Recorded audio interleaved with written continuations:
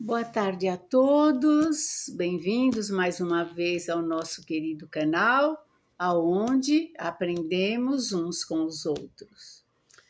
Meus irmãos, hoje eu vou trazer uma mensagem do nosso poeta, psicanalista, escritor, premiado pela Prefeitura Municipal do Guarujá. Lembram-se? Então, do Adeilson Sales, um grande palestrante também, né?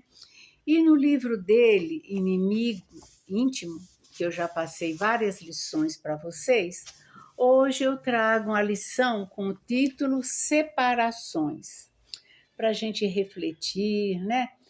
É muito bom para nosso crescimento, não é? Então vamos. Fundamentamos nossa felicidade nas ações alheias. Com isso, estamos sempre correndo o risco de nos decepcionarmos. As separações frustram pelos sonhos acalentados, mas que não foram vividos. Sofre-se muito pelo que se deixou de viver e ficou pelo caminho. Palavras do Adeilson. Ninguém se casa para a posterior separação. Masaharu Taniguchi, líder religioso japonês, afirma: se você quer ser feliz, não se case, mas se você deseja fazer alguém feliz, case-se. A concepção de felicidade para a maioria das pessoas ainda expressa um conceito egoístico, pois todos sempre afirmam: vou me casar para ser feliz. Quando queremos ser felizes, outorgamos ao nosso esposo, à nossa esposa, né, a responsabilidade por fazer feliz. Mas quando buscamos, dentro da relação, fazer o outro feliz, passamos a compreender que a ação de amar por si mesma já nos banha em felicidade. Somos felizes à medida que fazemos o outro feliz. Olha, meus irmãos, mais um item baseado nos mandamentos do nosso Pai Criador e no resumo de nosso querido Mestre Jesus, não é? Amar ao próximo como a si mesmo. Nós, se não nos amamos, não podemos amar ninguém, não é mesmo? Que eu sempre bato nessa tecla porque ela é fundamental para o nosso crescimento evolutivo, moral, físico, espiritual. Nesses dias, os casamentos acontecem para uma parcela de pessoas por variadas conveniências e o amor é deixado de lado, pois se confunde com interesses.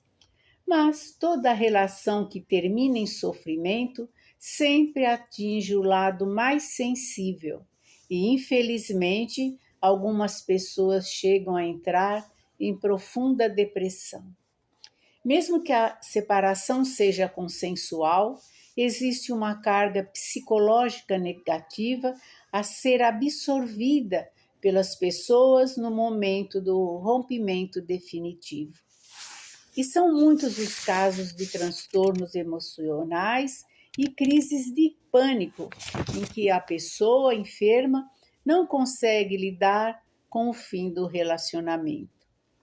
Outro dia, ouvi a seguinte frase do grande escritor e pedagogo Rubem Alves: quando conhecemos alguém e decidimos partilhar a vida com a pessoa eleita, devemos nos indagar: será que eu terei prazer em conversar com ele ou com ela até o fim dos meus dias? Olha que pergunta sábia, meus irmãos. Quando conhecemos alguém e decidimos partilhar a vida com a pessoa eleita, devemos nos indagar: será que eu terei prazer em conversar com ela até o fim dos meus dias? Os relacionamentos devem ter por base o diálogo, porque não existe nada mais especial do que se conversar com quem se ama. Não é o sexo que irá manter um casamento, pois que é parte do relacionamento, mas a estrutura de uma relação que consiste no diálogo. Nada, nem ninguém nos pertence aqui na Terra. O importante é agirmos sempre com honestidade, que nos garantirá harmonia e serenidade. Se a separação ocorreu por traição ou outra atitude infantil, o importante é que tenhamos feito o nosso melhor, que não sejamos nós os que enganam e iludem, pois somos responsáveis por tudo que cativamos, de bom e de ruim na vida das pessoas.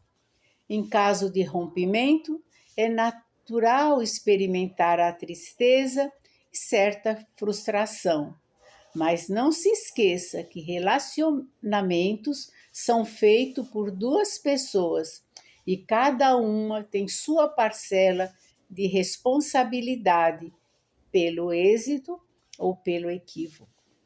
Evite alimentar a tristeza, pois a amargura intensamente cultivada é prenúncio de enfermidade emocional à espreita. O que é o amor? Numa sala de aula havia várias crianças. Quando uma delas perguntou à professora: "Professora, o que é o amor?" A professora sentiu que a criança merecia uma resposta à altura da pergunta inteligente que fizera. Como já estava na hora do recreio, pediu para que cada aluno desse uma volta pelo pátio da escola e trouxesse o que mais despertasse nele o sentimento de amor.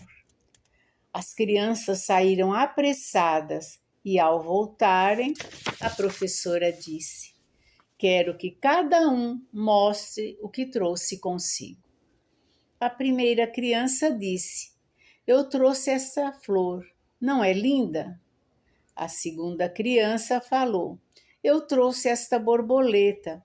Veja o colorido de suas asas, vou colocá-la em minha coleção." A terceira criança completou: "Eu trouxe esse filhote de passarinho. Ele havia caído do ninho junto com outro irmão. Não é uma gracinha?" E assim as crianças foram se colocando. Terminada a exposição, a professora notou que havia uma criança que tinha ficado quieta o tempo todo. Ela estava vermelha de vergonha, pois nada havia trazido. A professora se dirigiu a ela e perguntou: "Meu bem, por que você nada trouxe?" E a criança timidamente respondeu: "Desculpe, professora, vi a flor e senti o seu perfume. Pensei em arrancá-la, mas preferi deixá-la para que seu perfume exalasse por mais tempo. Vi também a borboleta, leve, colorida. Ela parecia tão feliz que não tive coragem de aprisioná-la. Vi também o passarinho, caído entre as folhas, mas, ao subir na árvore, notei o olhar triste de sua mãe e preferi devolvê-lo ao ninho. Portanto, professora, trago comigo o perfume da flor, a sensação de liberdade da borboleta e a gratidão que senti nos olhos da mãe do passarinho. Como posso mostrar o que trouxe?" A professora agradeceu à criança e lhe deu nota máxima, pois ela fora a única que percebera que só podemos trazer o amor no coração. A professora agradeceu à criança e lhe deu nota máxima, pois ela fora a única que percebera que só podemos trazer o amor no coração. Histórias para sua criança interior, de Eliane de Araújo. E com essa lição maravilhosa, né, meus irmãos, que cala o nosso coração, responde muito aos nossos sentimentos. Nós vamos por hoje, agradecendo ao Mestre Jesus por esse dia que está se findando, aonde nós vivenciamos as alegrias, né? As lições do dia, né? E estamos gratos ao nosso Pai Criador, esperando já o próximo dia que Ele com certeza nos trará, não é, meus irmãos? Então, fiquemos na doce paz de Jesus, continuamos com o joinha no nosso canal, para que a gente possa aprender lições, grandes lições com os grandes mestres, não esquecendo das nossas orações por nós, pelos nossos familiares, pelos nossos amigos e por todos aqueles que se dizem nossos inimigos. E assim é, até o nosso próximo encontro.